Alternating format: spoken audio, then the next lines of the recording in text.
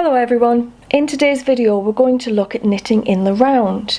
So this is where you create a tube as opposed to a flat piece of fabric. In order to do that you can't really use your normal straight needles. But what you need instead is either DPNs. So DPN stands for double pointed needle. These are some quite short bamboo ones. You can get them in all different lengths, and just as with other needles, you can get plastic ones, you can get metal ones, you can get bamboo ones, you can get really pretty wood ones. Some people, rather than using DPNs, would prefer to use a cable needle. So what we have here is we have our two needles, which we can do our normal knitting with, but they are connected off the back by a cable. These again come in different types, and you can get what's known as fixed cable needles, which is these. It's fixed on the end, you can't do anything about it, it's meant to stay there.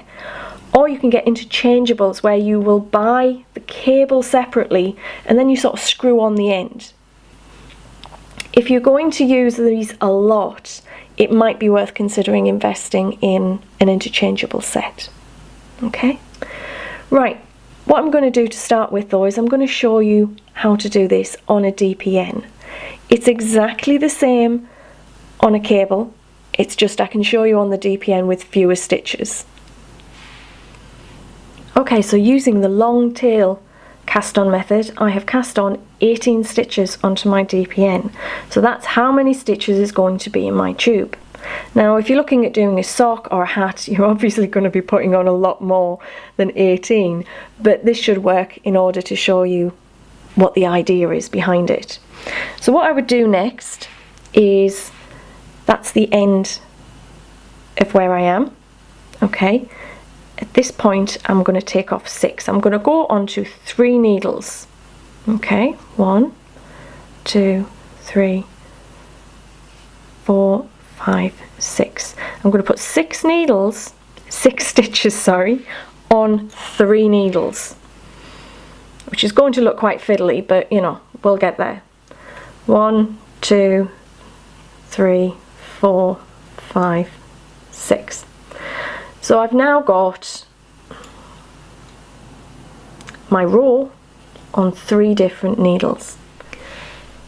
Okay, so I have cast on 18 stitches and I've put them on 3 different needles. Okay, usually you would have longer on here, but if you say at the top end of a hat or something like that, it could be quite a small number. So what I would do at this point is, using either a flat surface or my hand, I would place these all, okay, and make sure I've not got this twisted or anything like that. And the easiest way I've found to do that is to place it on your hand and just make sure you've got all those bits pointing into the middle, so you know it's nice straight round. I'm then going to holding this here like this, pick this up, make sure I'm not doing anything like twisting them, and get those 2 close together like that.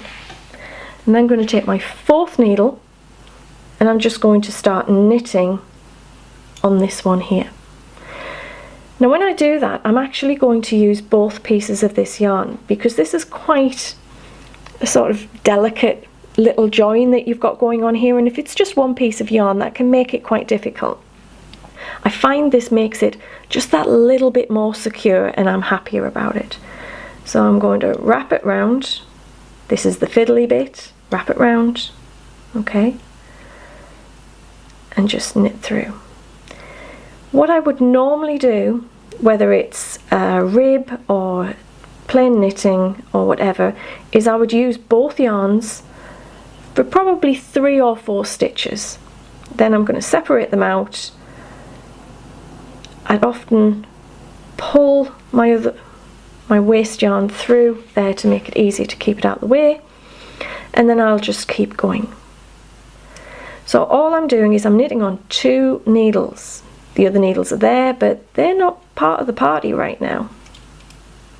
Getting in the way occasionally, but I'm not actually knitting with them. I've come to the end.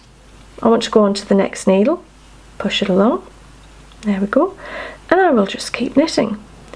And basically it's a round and round and round she goes.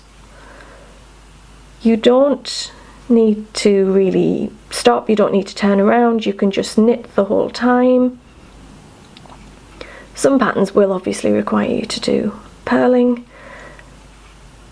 but you just keep going. So you're only ever using 2 needles at once. You get to the end of one and you just start at the beginning of the next one. Oops, picked up. No, I didn't pick up the wrong yarn there, I picked it up from the wrong side. And you just keep going. Now it looks really fiddly on these needles because they're big and they're short and they're fat, and I've only got a few stitches on. If you had a lot more stitches on, and in my experience slightly longer needles, it would be a lot easier. Okay, right, so I'm back to the start. There's my 2 yarns together forming one stitch. So I need to remember, this tail is telling me this is the needle that I started on. I need to remember those first few stitches, it's 2 together, because if I split them and knit them individually, I'll have too many stitches. I'll have done an increase. So I'll just keep going, making sure I get my 2 together.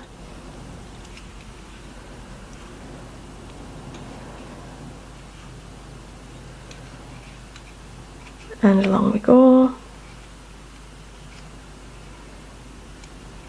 You can see I've still only got the 6 stitches there.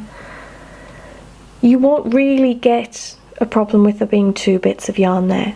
I use this all the time on socks and hats and everything, and I don't have a problem with that, and I find it does make this join that little bit more stable when you're very first starting round. And that's how you start off knitting in the round.